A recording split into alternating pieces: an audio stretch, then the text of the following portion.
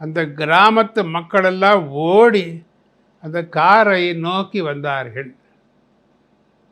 வந்து உடனே இவங்க கிளாஸ் இறக்குறாங்க. அவங்க எல்லாரும் பார்த்து, அண்ணாவை பார்த்து, நீங்கள் எம்ஜிஆர் கட்சியா அப்படின்னு கேட்குறாங்க. ஆமாம், எப்படி கண்டுபிடிச்சிங்க நீங்கள் அப்படின்னு அண்ணா சிரிச்சுக்கிட்டே சொல்கிறார். அப்போ சொல்லணும், அந்த கொடியை பார்த்து கண்டுபிடிச்சோம் நாங்கள் நீங்கள் எம்ஜிஆர் கட்சின்னு சொல்லி. அப்புறமா வேறு யாராவது தூண்டி இருப்பாங்க.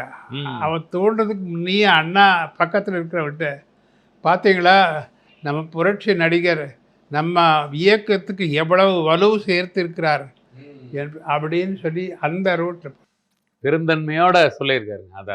அதான் அவருடைய பெருந்தன்மைக்கு ஒரு எடுத்துக்காட்டு. புரட்சி தலைவர் பிறகு நிறைய கட்சிக்காக நிறைய கேன்வாஸ் எல்லாம் பண்ணிகிட்டு இருந்தேன். இதெல்லாம் முடிஞ்சு நான் சொன்னது 69 வந்து அண்ணா அமரர் ஆனதுக்கு பிறகு ஆட்டோமேட்டிக்காக உடனடியாக வந்து நம்பர் 2 இடத்துல இருந்தவர் நாவலர். அவர் தான் முதலமைச்சராக வந்திருக்க வேண்டியது.